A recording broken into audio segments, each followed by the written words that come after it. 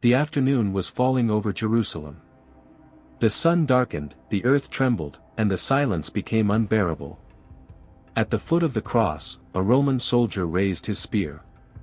In a single motion, he pierced the side of Jesus, and immediately blood and water flowed out. That seemingly brutal moment would become one of the deepest symbols of Christianity. But who was that soldier really?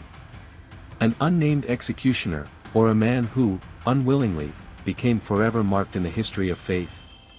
Curiously, the Bible never mentions his name.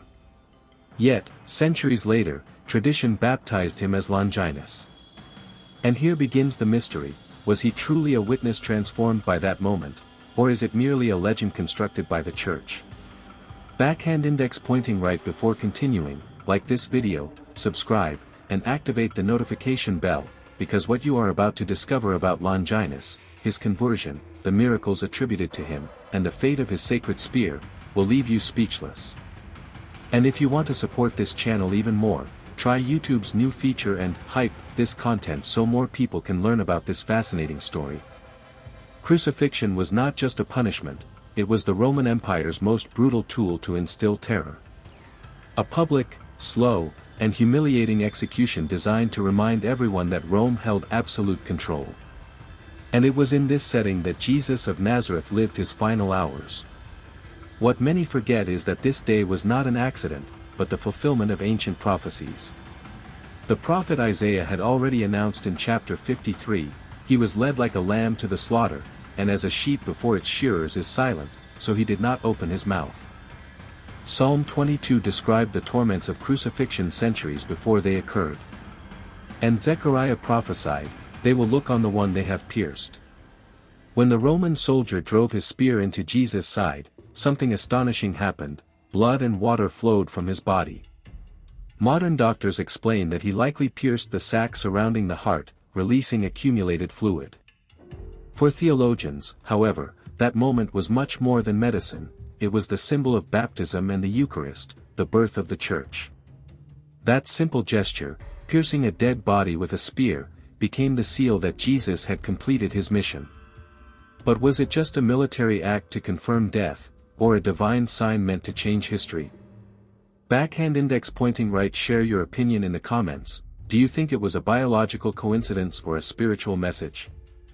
The Gospel of John tells us clearly, one of the soldiers pierced his side with a spear, and at once there came out blood and water. John 19 verse 34. That is the only detail we know directly. No name. No description. Just a cold, military act with seemingly no greater significance. But over the centuries, early Christians could not leave this story incomplete. Who was this man? How could he witness such a decisive moment and remain anonymous? It was then that apocryphal texts, like the Gospel of Nicodemus, gave him a name, Longinus. Some researchers believe the name is nothing more than a linguistic play, from the Greek longe, meaning spear, or from the Latin longus, long.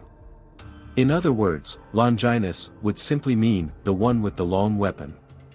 Others claim it was an attempt to give identity to a key figure in the Christian narrative. Here emerges a fascinating detail: in the Synoptic Gospels, Matthew, Mark, and Luke, a Roman centurion is mentioned who, upon witnessing the miracles of the crucifixion, exclaimed, "Truly this man was the Son of God." Are we talking about the same man? Was the soldier with the spear also the converted centurion? Tradition ended up merging the two figures, the soldier who pierced the side and the centurion who recognized Jesus. There is no proof they were the same person, but uniting them in one figure gave the story powerful symbolism, from brutal executioner to transformed believer. Christian tradition holds that Longinus was not indifferent after driving his spear into Christ's side. According to legends, he suffered from vision problems, and it was precisely the blood of Jesus that restored his sight. Some say it happened when the blood touched his hands, others when it fell on his eyes. Either way, that moment marked the beginning of his conversion. From Roman soldier, he became a Christian preacher. He retired to Cappadocia, living as a monk and dedicating his final years to spreading the gospel. The story says he baptized many and became an example of faith amidst persecution. But embracing faith in those times came at a high cost. Rome did not tolerate the expansion of Christianity. The Jews, fearing his message would gain strength, demanded his execution. Longinus was captured and subjected to terrible tortures, his teeth were broken, and his tongue cut, yet he remained steadfast in his faith. Finally, he was beheaded in Caesarea of Cappadocia. The most striking part came afterward. Tradition holds that his head was sent to Pilate as proof of his death, but miraculously, a blind woman found it, and upon touching it, regained her sight. That same woman transported the relic to her homeland, where it began to be venerated. Thus, the soldier who began as Christ's executioner ended up being remembered as a martyr and saint. A 180-degree turn that demonstrates how faith can transform even the most unlikely of hearts.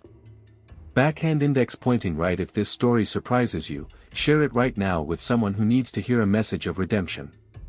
And don't forget to like the video so more people can discover the story of Longinus. The spear that pierced Christ's side was not lost to oblivion. On the contrary, it became one of Christianity's most sought-after and revered relics, the famous Holy Lance or Spear of Destiny. There are multiple, often contradictory accounts of its whereabouts. Tradition says that Saint Helena, mother of Emperor Constantine, discovered it in Jerusalem along with other Passion relics. Other accounts claim it was moved to Constantinople, where it remained for centuries as a symbol of imperial power. During the First Crusade, a peasant named Peter Bartholomew claimed that an angel revealed to him the exact location where it was buried, under the Cathedral of St. Peter in Antioch. They excavated and found an iron tip. For the Crusaders, that was enough. They believed God was on their side and, full of courage, defeated a much larger army. However, Bartholomew died shortly afterward in a trial by fire attempting to prove the relic's authenticity. Today, the Church has no single answer regarding the true spear. Fragments exist in the Vatican, in Vienna, and even in Armenia, all venerated as sacred relics. Fascination with the Spear of Destiny has gone even beyond religion. Emperors, kings, and even 20th-century dictators believed that whoever possessed this relic would hold absolute power. Beyond the legends, the fact remains, Longinus' spear symbolizes the perfect mix of faith, power, and mystery. For some, it is a holy object that affirms belief, for others, a myth forged in the heat of popular devotion. Backhand index pointing right. Here's my question: if you had the Holy Lance in front of you today, would you see it as a divine object, or as a fascinating historical myth? Let me know in the comments. Backhand index pointing right, and remember, subscribe and turn on the notification bell, because very soon we will talk about other relics that changed the course of history. Although his name does not appear in the Bible, the figure of Longinus crossed borders and centuries to become a symbol of faith and devotion. In the Roman Catholic Church, the Eastern Orthodox Church, and the Armenian Apostolic Church, Longinus is venerated as a martyr. His feast is celebrated on October 16th, and in some Eastern traditions also on October 22nd. In the Roman martyrology, he is solemnly remembered as the soldier who pierced the Lord's side. But his influence goes beyond altars. In Brazil, there is a popular tradition where he is invoked to find lost objects. The simple yet faith-filled chant reflects how a Roman soldier became a daily protector of ordinary people. In art, his presence is imposing. Gian Lorenzo Bernini's sculpture in St. Peter's Basilica in the Vatican shows him in transformation, from hardened soldier to believer surrendered to Christ. In Byzantine iconography, he appears with his spear, symbolizing the act that marked him forever. During the Renaissance, frescoes and paintings depicted him as a key witness of the Passion, a man whose doubt and faith reflect human contradictions. The paradox is powerful: an anonymous soldier became a saint, his spear became a relic, and his figure an eternal symbol of redemption. Longinus demonstrates how history, faith, and art can turn a brutal act into an image of hope. Backhand index pointing right, and if you want to support this channel even more, don't forget to use YouTube's new feature, boost this video so it reaches more people and we can continue exploring these mysteries together. The story of Longinus reminds us of something fundamental: faith can transform even those who seem farthest from it. He went from being the soldier who pierced Jesus' side, to becoming a witness, believer, and martyr. From executioner to saint. From spear of death to symbol of redemption. Beyond the historical or legendary aspects, Longinus embodies the possibility of change. His story tells us that a single moment can mark a before and after in our lives. And perhaps that is the true power of this story, to teach us that no one is condemned to their past, that we can all choose a new path. But here lies the mystery that still divides historians and believers. Was Longinus a real figure? A fusion of accounts? Or a myth created to convey a deeper spiritual truth? Backhand index pointing right, tell me in the comments, what do you think? Was Longinus a historical soldier, a pious legend, or a reminder that anyone can change their destiny?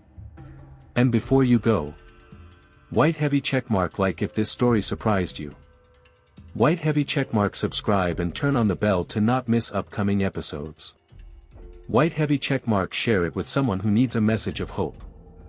White heavy checkmark, and if you want to support this channel, boost this video on YouTube, it's the best way to help us keep creating inspiring content. Because in the end, as a wise man said, a people that does not know its history, is doomed to repeat it.